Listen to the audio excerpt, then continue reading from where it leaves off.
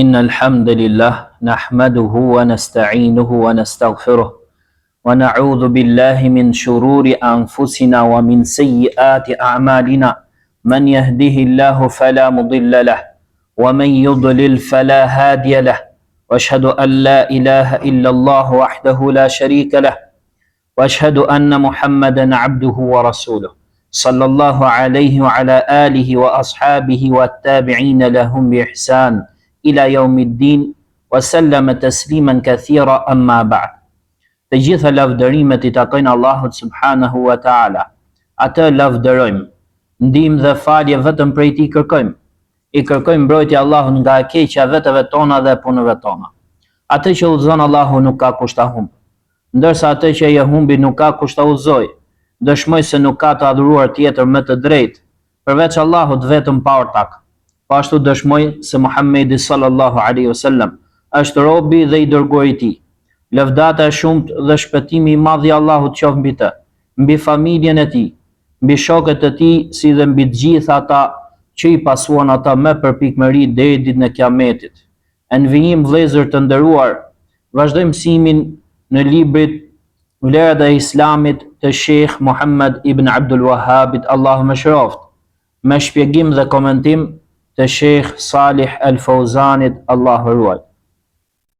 Sot do të vazhdojmë me një temë tjetër prej temave që ka vendosur Sheikh Muhammad ibn Abdul Wahhabi, Allahu mëshiroft, në këtë libër, pra në librin Vlerat e Islamit.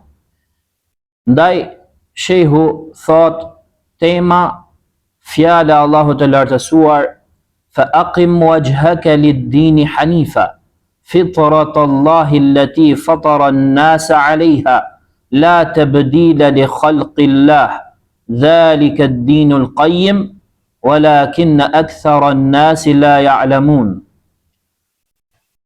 Tema fjala Allahu të lartësuar drejtoje fytyrën tënde drejt fesë, duke qenë hanif I kthyer tek Allahu, drejt natyrshmërisë në të cilën Allahu I krijoi njerëzit.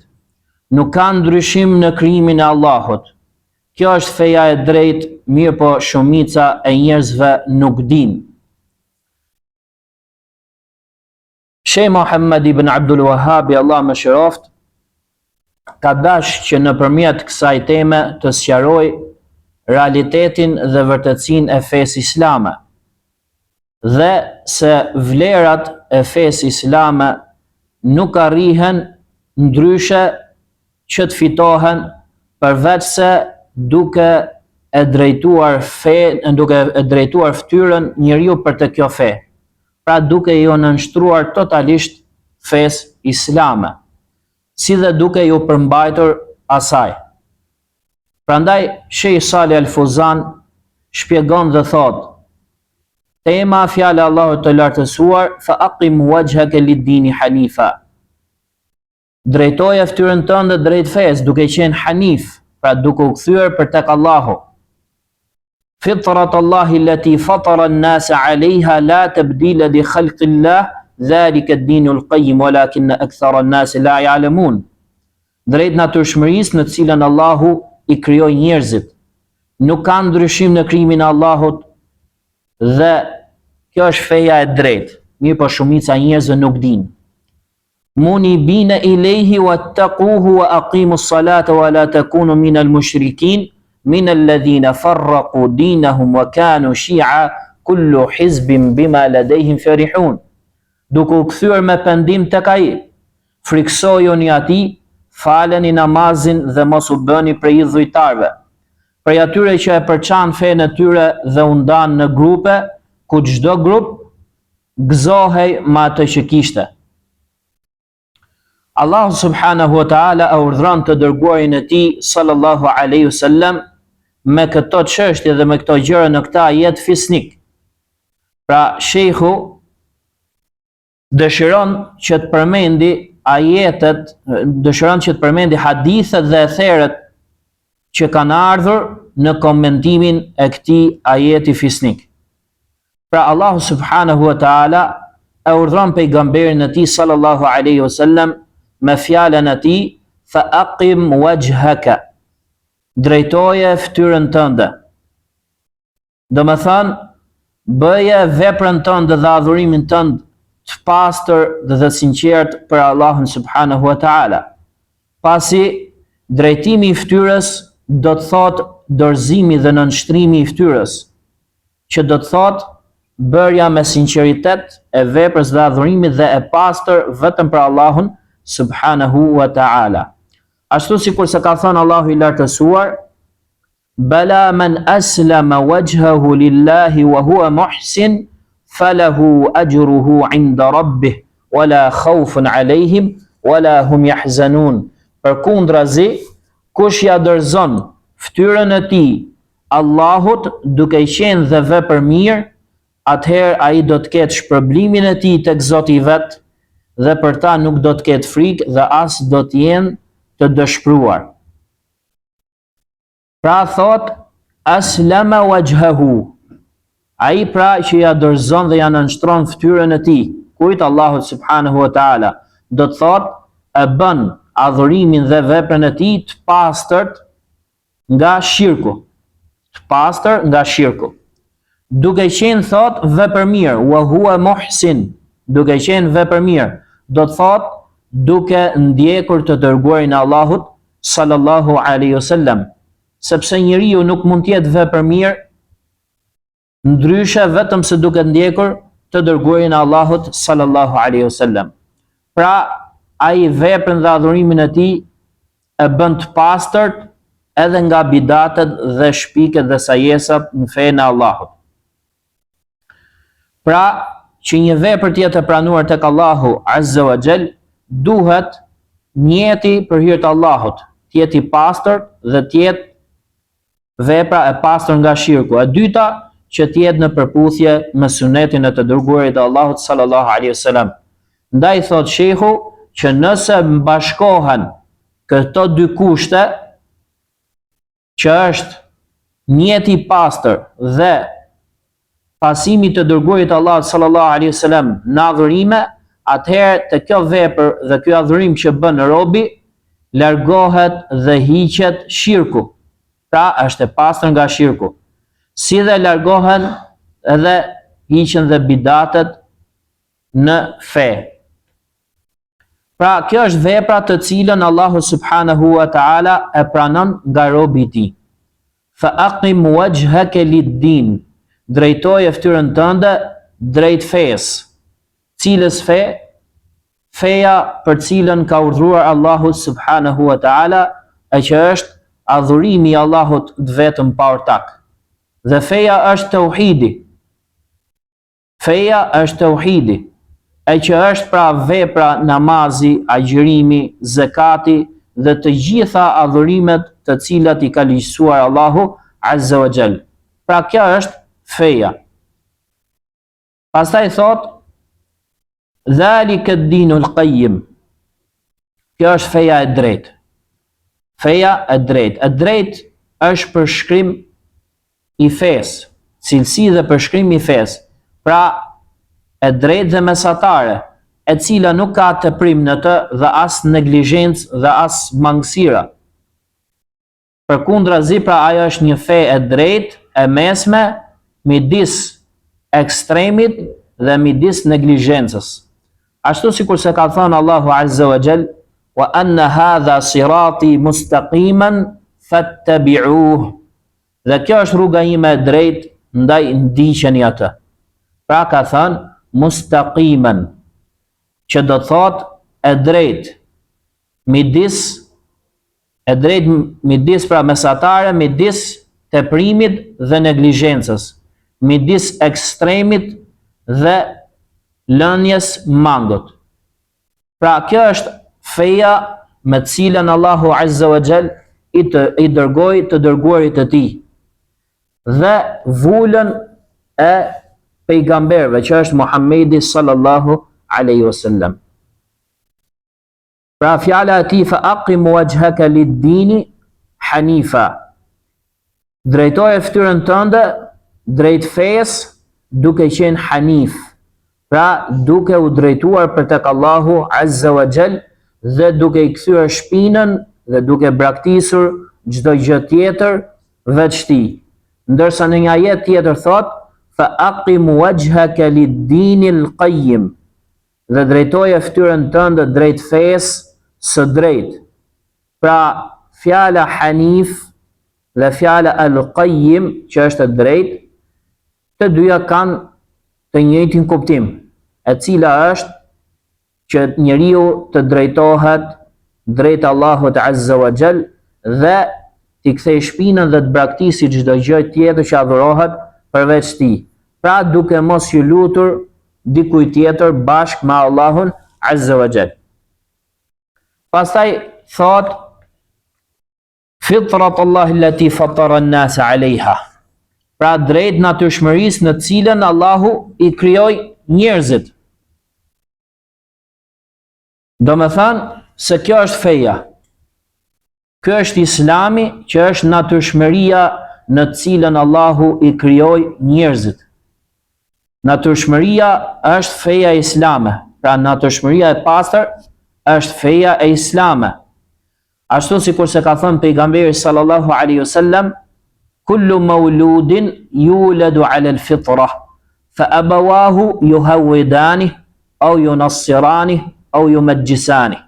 Çdo i lindur lind duke qenë në natyrshmëri të pastër. Dhe prindërit janë ata që e bëjnë atë çifut, apo të krishterët, apo zjarrputist, adhurues të zjarrit.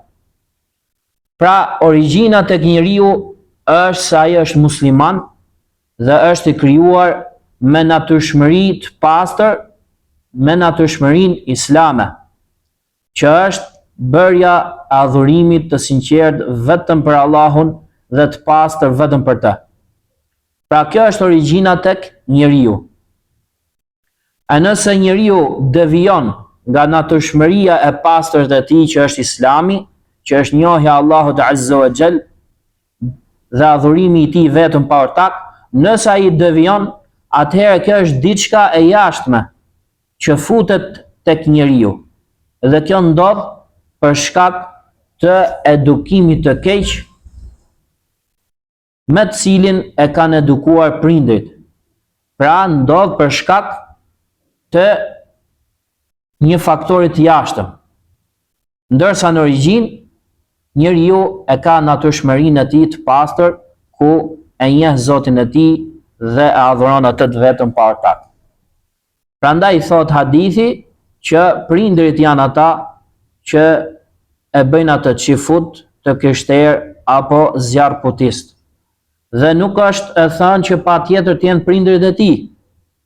Ndodh që prindit i ketë musliman. Mirë po ka raste ku janë njerëz të tjerë jashtë familjes që ndikojnë tek njeriu dhe që e devijojnë atë nga rruga e drejtë dhe nga feja islame. Mund të jetë shoqëria e tij, mund të jetë pra një koleg i punës së tij, ose mund të jenë dhe thirrësit e devijimit dhe të humbjes. Pra këtu është përmendur shembull prindi, sepse prindi është ai që më së shumti e ka në dorë fëmijën, por se mund të ndikoj edhe dikush tjetër jashtë shtëpisë pra. Pra thot prindit janë ato cilët e ndryshojnë natyrshmërinë e njeriut pasi që ai është krijuar. Dhe kjo tregon se njeriu është i krijuar me natyrshmëri islame në origjinë. Dhe që është pra bërja e adhurimit sinqert vetëm për Allahun Azza wa Jall. Nëse njeriu shpëton nga edukimi i keq i prindërve të tij, të cilët janë mosbesimtar, atëherë ai do të drejtohej pra drejt fesë islame dhe do t'i kishte pasuar të dërguarit e Allahut. Mirë po ai devijon për shkak, siç e përmendëm, edhe për shkak të thirrësve të humbur dhe të devijuar. Pastaj thot la tabdila li khalqillah, nuk ka ndryshim të krijimit të Allahut. Thot shehu se askush nuk mund të krijojë një njeri që ai të jetë në shirk, kurrë. Pra që natyrshmëria e tij të jetë që të adhurojë dikë tjetër veç Allahut. Kjo nuk ndodh kurrë. Pra askush nuk mund të krijojë njeri duke qenë me natyrshmëri ku ai adhuron dikë tjetër veç Allahut Azza wa Jall. Përkundrazi, Allahu subhanahu wa ta'ala e ka krijuar njeriu në tauhid dhe askush nuk mundet që ta ndryshojë krijimin e tij. Mirë, po çfarë mundet që ata të ndryshojnë? Mund të ndryshojnë vetëm krijesën. Krijimin jo, por se vetëm krijesën. Sepse nuk ka njeri që të krijohet vetë se krijohet duke pasur natyrën e tij, pra Islamin. Dhe për këtë arsye ka ardhur në hadith: fa abawahu yuhawidanihi aw yunassiranihi aw yumajjisani ka mathali al-bahima tuntiju al-bahimata hal tara fiha jad'a. Thot, pra prindit janë ata që e bëjnë atë çifut, të krishterë apo zjarr putist. Sikurse baktia, thot pejgamberi sallallahu alaihi wasallam, e cila lind të voglin e saj, valla shikon tek ajo gjymtime, pra në gjymtyrët e saj, pra ajo lind duke qenë e saktë në krijimin e saj, me duar, me këmbë, me brirë, me vesh, me sy, me gjitha, dhe nuk lind e gjymtuar pra. Pra ashtu sikurse dashi që lind duke qenë me krijim të plot, duke i pasur këmbët, duart dhe patmeta, po ashtu ka dhe veshët. Mirë, për pronarët dhe të zotët e tij janë ata të cilët u shpojnë veshët apo u çajnë veshët. Pra nuk ka ndonjë dele apo ndonjë dash që të lindi me vesh të shpuara apo me vesh të çara. Përkundrazi, ato krijohen duke qenë me krijim të përsosur dhe të plot.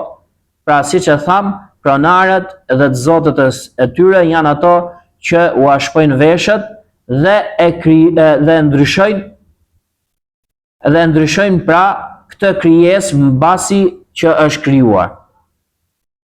Pra siç e tham, delja lind me vesh, me brirë, me sy, me thundra dhe me gjitha këmbët dhe duart. Dhe nëse ndodh që të jetë e çal apo të jetë e gjymtuar tek brirët apo tek veshët, atëherë kjo ndodh për shkak të ndërhyrjes së njeriut. Prandaj çfarë thot la tabdila li khalqillah, nuk ka ndryshim të krijimit të Allahut. Pra ndryshimi ndodh tek krijesa dhe jo tek krijimi. Pra njeriu kur lind me natyrshmëri islame.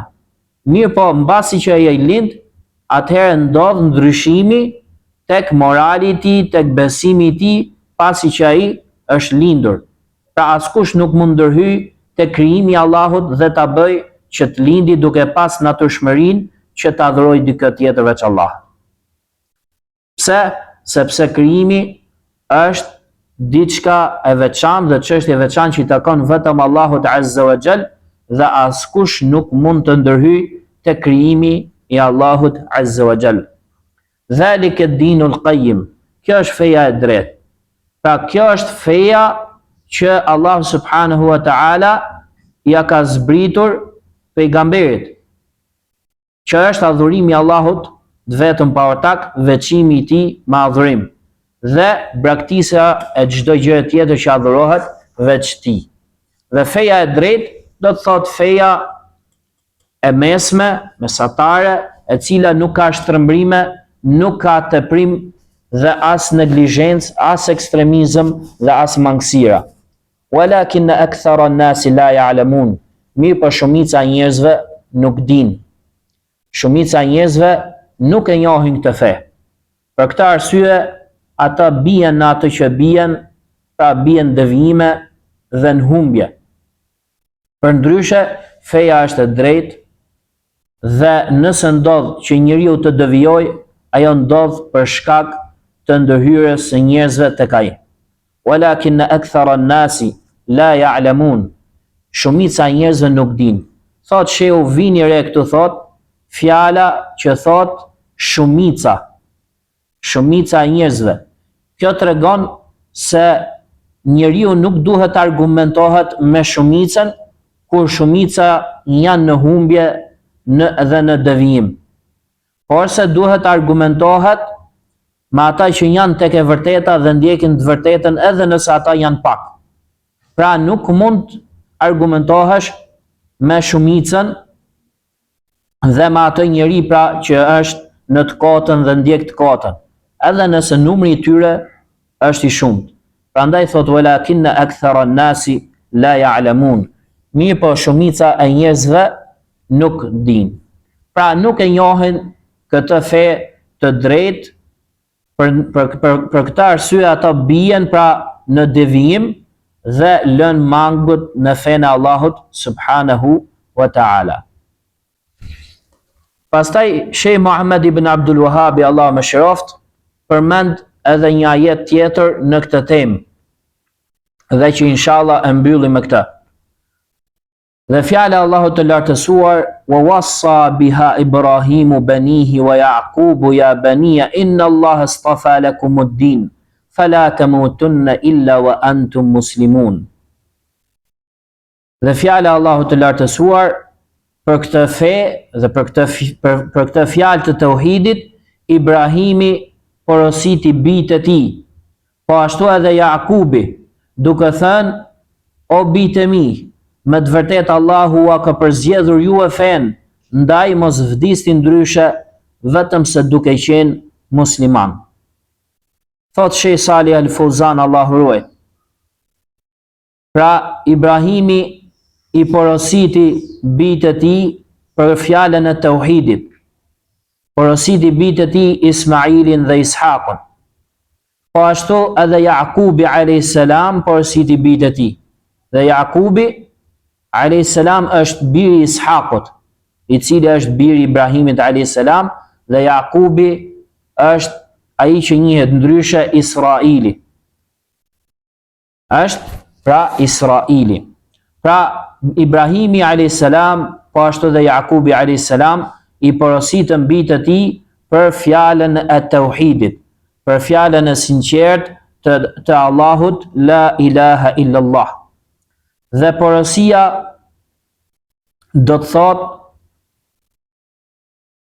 se ai njeri i cilit i afrohet vdekja, ai porosit pra pasardhësit e tij dhe njerëzit që ka përreth tij që të tregohen të devotshëm ndaj Allahut subhanahu wa taala. Ndërsa porosia tek dietarët e fikut është leja që jep pra njeriu që është pra në prag të vdekjes për shfrytëzimin e diçkaje pas vdekjes së tij, që ka të bëjë me pasurinë, ose këshill dhe porosi që jep ai në lidhje me fenë e Allahut subhanahu wa taala, pra duke i nxitur ato që të kapen pas fesë së Allahut dhe t'i përmbahen asaj. Pra Ibrahimi dhe Jakubi alayhimus salam. Ibrahimi, i cili është babai i pejgamberëve, ndërsa Jakubi alayhis salam, i cili është babai i bijve të Israilit. Që të dy ata i porositën pra pasardhësit e tyre për fjalën e tauhidit dhe që ta bëjnë adhurimin sinqert dhe të pastër vetëm për Allahun azza wa jall, dhe i porositën që t'i përmbahen fesë së vërtetë. Pra obligohet për prindit që t'i edukoj fëmijët e tij në bindje ndaj Allahut azza wa jall, si dhe t'i porosis ata kur ati t'i afrohet vdekja që t'i përmbahen fesë Allahut dhe t'jenë të qëndrueshëm në të. Dhe kjo pra është nga kujdesi i këtyre dy prindërve, fisnik Ibrahimit alayhis salam dhe Jakubit alayhis salam, për pasardhësit e tyre. Ja baniya, o bijtë e mi. Kjo është thirrje që ata pra ja drejtuan fëmijëve të tyre. O bijtë e mi, inna Allah astafa lakum ad-din. Allahu ka përzgjedhur ju e fen. Pra ka përzgjedhur për ju e tauhidin, sepse ata ishin fëmijë të pejgamberëve. Ata ishin pasardhës të pejgamberëve.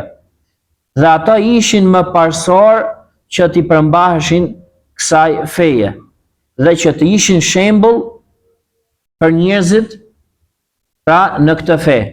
Fala tamutunna illa wa antum muslimun. Prandaj mos vdisin ndryshe vetëm se duke qenë musliman. Pra kjo është porosi që ata t'i përmbahen dhe t'kapen mbas fesë së Allahut deri në vdekje, duke punuar me të, duke qëndruar të fortë në të dhe duke u ruajtur nga çdo gjë që kundërshton fenë e Allahut. Qofshin ato bidate, apo shirk, apo qofshin pra thirrje për në humbje dhe lajthitje. Pra aq kohë sa njeriu është gjallë, pra aq kohë sa ai është në jetën e kësaj bote, ai është i ekspozuar që të devijoj, pra rrezikon që të devijoj dhe që t'i ndjek njerëzit e humbjes, nëse pra atë nuk e forcon Allahu Azza wa Jall. Dhe kjo është argument se vlerësimi bëhet në bazë të përfundimit me të cilin njeriu e mbyll jetën e tij. Prandaj thot fala tamutunna illa wa antum muslimun. Prandaj mos vdisni ndryshe vetëm se duke qenë musliman. Pra duke qenë të nënshtruar ndaj Allahut me tauhid. Sepse Islami kihet për qëllim me të pra tauhidi. Dhe ajo është feja e të gjithë të dërguarve.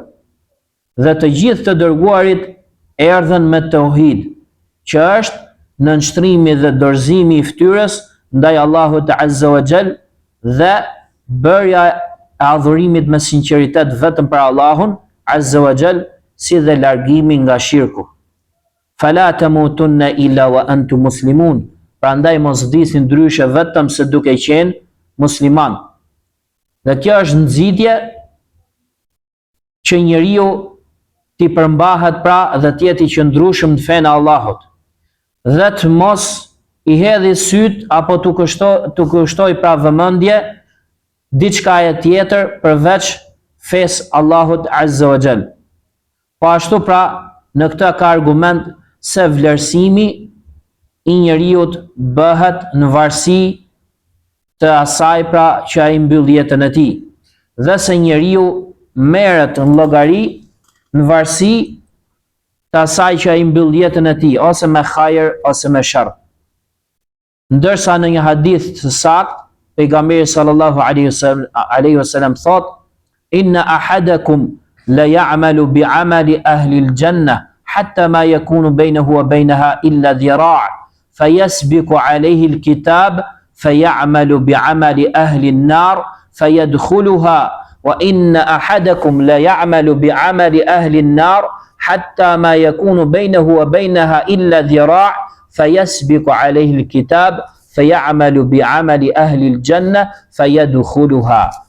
Thot pra në një hadith sakt se ndonjëri prej jush punon veprat banorëve të xhenetit, derisa të mos ngeli hapësirë midis tij dhe midis xhenetit, vetëm se një parakrah. Pastaj i paraprin atij caktimi i Allahut, i paraprin atij pra shkrimi, dhe kështu ai vepron vepra të banorëve të zjarrit dhe kështu futet në zjarr. Po ashtu ndonjëri prej jush bën vepra të banorëve të zjarrit, derisa të mos ngeli hapësirë midis tij dhe midis zjarrit vetëm se një parakrah.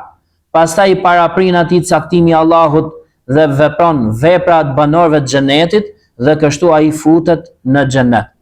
Pra vlerësimi, thot shehu, bëhet në varësi të asaj me cilën robi e mbyll jetën e tij, në varësi të asaj në cilën robi vdes. Mirë po, njeriu e ka obligim që të bëj vepra të cilat janë sebeb për përfundimin e mirë të tij, dhe të largohet nga ato vepra të cilat janë sebeb për përfundimin e keq të tij. Dhe veprat nuk ka dyshim se janë shumëta, dhe njeriu për aq kohë sa është gjallë dhe në jetën e kësaj bote, ai pra rrezikon që të devijoj dhe të sprovohet, dhe mund të ndodhë që ai të devijoj dhe të vdes duke qenë në mosbesim apo në bidate. Pra, ky hadith nxit që njeriu pra t'i përmbahet fesë islame dhe tregohet i qëndrueshëm në fenë islame dhe t'i lutet Allahut Azza wa Jall që t'i japi atij përfundim të mirë, t'i japi pra atij përfundim të bukur, që të vdes duke qenë tauhid, duke qenë musliman, duke mos i bërë Allahut subhanahu wa taala shirk dhe duke qenë njëkohësisht edhe në sunetin e të dërguarit të tij sallallahu alaihi wasallam. I lutem Allahut të lartësuar që të na ruaj nga sprovat e jetës së kësaj bote dhe të na jap përfundim të mirë, duke qenë pra në tauhid dhe në sunet. Me kaq mjaftohemi për sonde. Wa sallallahu ala nabina Muhammad wa ala alihi wa sahbihi ajma'in.